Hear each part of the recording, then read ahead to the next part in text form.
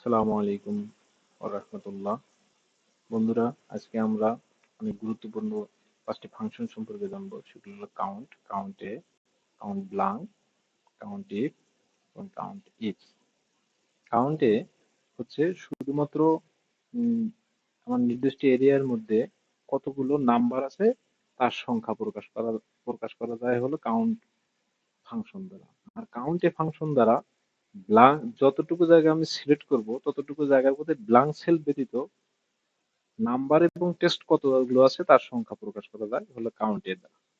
আর count blank দ্বারা যতটুকু জায়গা আমি সিলেক্ট করব ততটুকু জায়গার কতটুকু ব্লাঙ্ক সেল আছে তার সংখ্যা আমি প্রকাশ করতে পারবো। আর কাউন্ট ইফ দ্বারা একটি মাত্র শর্ত পূরণ করে আর কি কাউন্ট করা যায়। আর কাউন্ট ইফ দ্বারা মাল্টিপল কন্ডিশন যুক্ত যোগফল বের করা যায় কাউন্ট ইফ দ্বারা।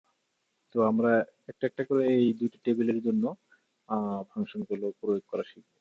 প্রথমে টেবিল 1 এর জন্য আমি কাউন্ট ফাংশন প্রয়োগ করব। Count tab first bracket,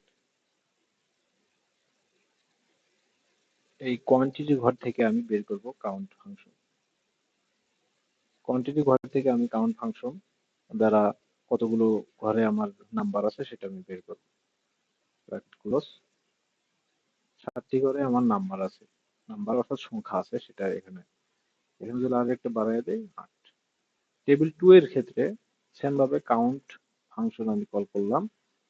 bracket total টেবিলকে আমি সিলেক্ট করলাম, ব্র্যাকেট ক্লোজ করে দিলাম।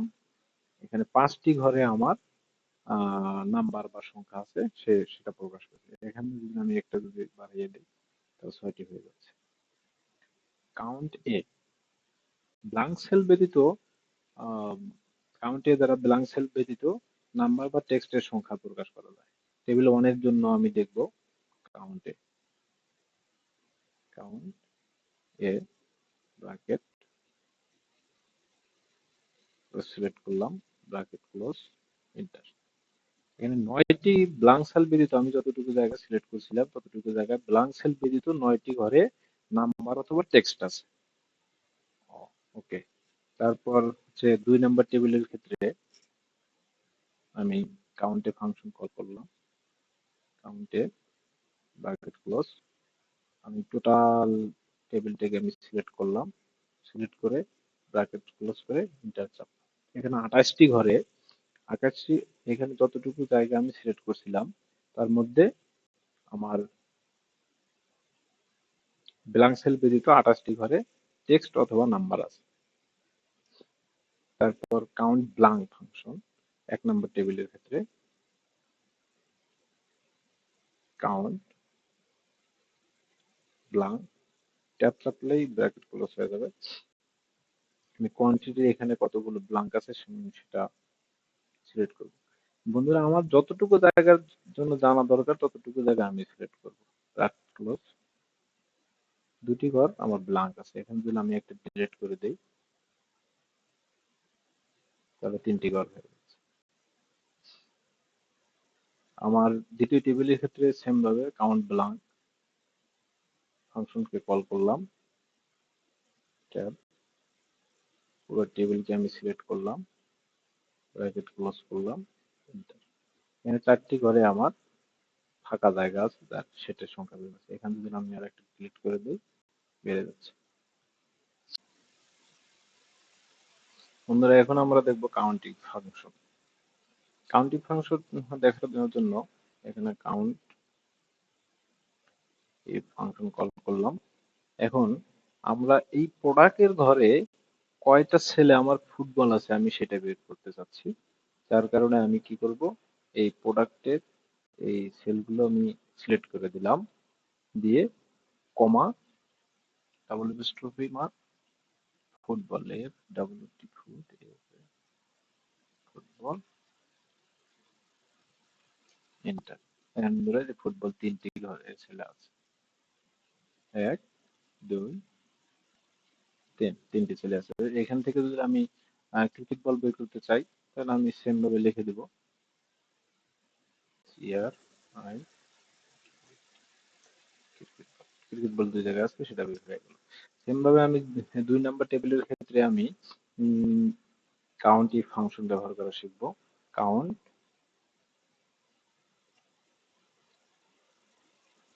কাউন্ট ইফ ব্র্যাকেট ক্লোজ, পুরো টেবিলকে আমি সিলেক্ট করে নিব, সিলেক্ট করে কমা, এখান থেকে আমি কি দেখতে যাচ্ছি সেটা ডাবল এপোস্ট্রফি মার্কের মাঝখানে দিয়ে দিব।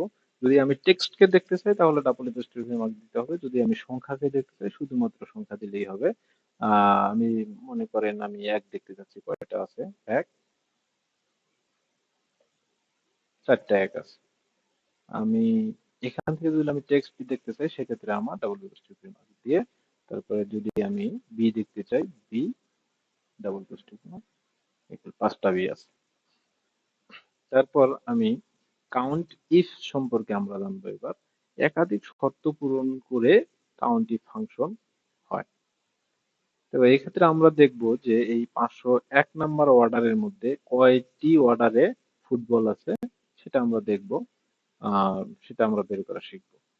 সেখানে তার জন্য আমি কাউন্ট ইফ ফাংশন কল করলাম, কাউন্ট ইফ ব্র্যাকেট ক্লোজ। এখানে ক্রাইটেরিয়া রেঞ্জ 1, ক্রাইটেরিয়া রেঞ্জ আমি প্রথম অর্ডার আইডি নাম্বারকে আমি সিলেক্ট করলাম। এখান থেকে আমি চাচ্ছি হলো 501 নাম্বার ক্রাইটেরিয়া, 501 নাম্বার অর্ডারে কতগুলো ফুটবল আছে আমি সেটা দেখতেছি। প্রথম শর্ত হচ্ছে 501 নাম্বার অর্ডার, 501 কমা, তারপর ক্রাইটেরিয়া রেঞ্জ 2, ক্রাইটেরিয়া রেঞ্জ আমি সিলেক্ট করলাম 2, তারপর কমা। এখন এখান থেকে আমি দেখতে চাচ্ছি 501 নাম্বার অর্ডারে কয়টা আমার ফুটবল আছে, ফুটবল, FWTB ফুটবল। এখন আমি যদি আরো শর্ত দিতে চাই তাহলে আমি দিতে পারি, এখানে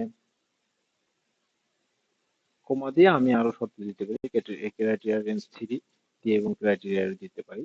আমি চাচ্ছি যে এই দুইটা ক্রাইটেরিয়াই আমি দেখব, এটা ব্র্যাকেট ক্লোজ, এন্টার, দুইটা 501 নাম্বার অর্ডার, 501 নাম্বার অর্ডার, এখানে একটা ফুটবল, এখানে football, 501 number order.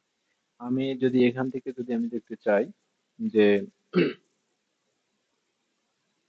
502 number, 500 number অর্ডারে আমার কয়টা ফুটবল আছে, 500 নাম্বার দিলাম, 0, 500 নাম্বার অর্ডারে কোনো আমার ফুটবল নাই, এখানে বাস্কেটবল আছে, স্কোয়ার বল এবং ক্রিকেট বল আছে। তো বন্ধুরা এইভাবে আমরা কাউন্ট ব্লাঙ্ক, কাউন্ট ইফ সম্পর্কে আমরা ব্যবহার করতে পারি, আর বিভিন্নভাবে ব্যবহার করা যায় এর। তো ব্যবহার করতে করতে আপনারা বিভিন্ন এর ব্যবহার জানবেন। তো এই ধরনের আরো ভিডিও পাওয়ার জন্য আমাদের চ্যানেলটি সাবস্ক্রাইব করুন। ধন্যবাদ।